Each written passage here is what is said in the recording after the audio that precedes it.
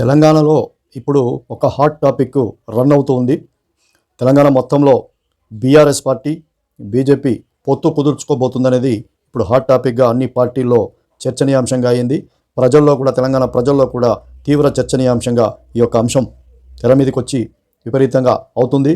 ఈరోజు కేసీఆర్ గారు ఈరోజు ఢిల్లీకి వెళ్లాల్సి ఉందని కూడా అందరికీ తెలుసు.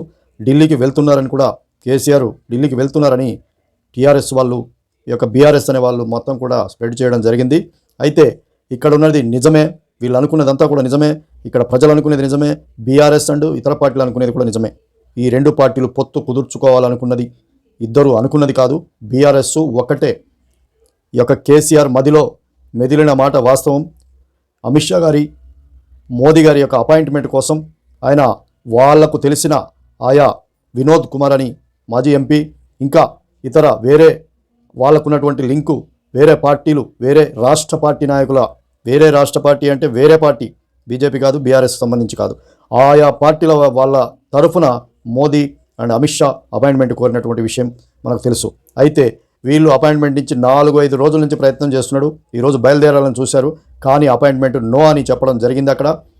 పైగా అసలు కేసీఆర్తో పొత్తే లేదు అని చెప్పి ఇక్కడున్నటువంటి బీజేపీ తెలంగాణ నాయకులందరికీ కూడా బండి సంజయ్ మరియు ఈటెల రాజేందర్, డాక్టర్ కె లక్ష్మణ్, కిషన్ రెడ్డి ముఖ్యమైనటువంటి నేతలకి ఫోన్లు చేసి డైరెక్ట్గా అక్కడ మేము చేసినటువంటి సర్వేలో ఖచ్చితంగా తెలంగాణలో అవలీలగా ఒక 7 సీట్ల నుంచి 8 సీట్లు గెలిచే అవకాశం ఉంది ఇప్పుడున్న వాతావరణానికి.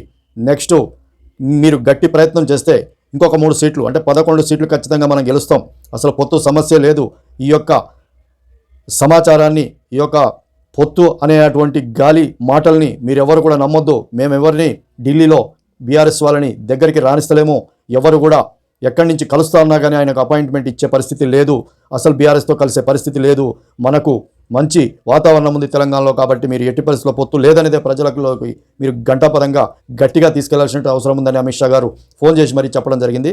ఈ యొక్క బీఆర్ఎస్ అధినేత ప్రయత్నిస్తున్నటువంటి ఆ ప్రయత్నము అది నీళ్ల మీద మూటే అయింది. ఇప్పుడు ఆ పార్టీ కుడితల పడ్డ ఎలకైంది. ఇటు కాంగ్రెస్ ధీటుగా ఇప్పుడు ఈరోజు ముందుకెళ్తుంది, నా పరిస్థితి ఏంది, ఇటు బీజేపీతో కలవాల్సిందే అని కాళ్ళ బేరానికి వచ్చి ఇప్పుడు అపాయింట్మెంట్ కోసం ఆయన ప్రయత్నించడం జరిగింది. నిర్మోహమాటంగా ఖండించి ఆయనని అసలు బీఆర్ఎస్తో పొత్తు ఇప్పుడు కాదు, ఎప్పుడూ ఉండదు, ఈసారి తెలంగాణ ఎన్నికల్లో ఎక్కువ ఎంపీ సీట్లు మనమే గెలవబోతున్నాం, బీఆర్ఎస్తో కలవడం వల్ల ఖచ్చితంగా మనకే నష్టం, అయినా కలవాల్సిన అవసరం లేదు, బీఆర్ఎస్ సొంత ఇమేజ్ దెబ్బతిని పూర్తిగా పార్టీ యొక్క లీడర్లు, పార్టీలో ఉన్న వాళ్ళందరూ కూడా కాంగ్రెస్కు ఇంక ఇతర పార్టీలకు జంప్ అవుతున్నారు. ఇదంతా జరగకముందే బీజేపీతో పొత్తు అంటే బీజేపీలోకి వెళ్ళి బీఆర్ఎస్ సంబంధించిన వాళ్ళు బీజేపీలోకి వెళ్ళి టికెట్ తీసుకొని బీజేపీ నుంచే నిలబడాలని చాలామంది ఎంపీ టికెట్లు ఆశిస్తున్న వాళ్ళు ప్రయత్నించడం వల్ల కేసీఆర్ ఈ డ్రామాని తెరదీసిండు. బీజేపీతోటే కలుస్తున్నప్పుడు ఇంకా మనం బీఆర్ఎస్ నుంచి బీజేపీలోకి పోవడం ఎందుకు అనే ఒక థాట్ రావాలని చెప్పేసి మైండ్ గేమ్ ఆడుతున్నటువంటి పరిస్థితి ఉంది. మీరు ఎవరు నమ్మొద్దు అని చెప్పేసి అమిత్ షా గారు గట్టిగా చెప్పడం జరిగింది. మీరు ఎట్టి పరిస్థితుల్లో దీన్ని తిప్పుకొట్టండి, ఈ యొక్క ఆయన యొక్క మైండ్ గేమ్లు మీకు నాకంటే ఎక్కువగా మీకు తెలుసు, కాబట్టి ఖచ్చితంగా తిప్పికొట్టండి, పొత్తు అనేది లేదు. ఈసారి బీఆర్ఎస్ని చిత్తుగా అసలు 1-2 సీట్లు కూడా రాకుండా ఓడించాల్సినటువంటి అవసరం ఉందని అమిత్ షా గారు గట్టిగా చెప్పడం జరిగింది. ఇప్పుడు ఇదే విషయాన్ని మన రాష్ట్ర నాయకులు కూడా దీన్ని ప్రజల్లోకి తీసుకెళ్లడానికి సిద్ధమవుతున్నారు.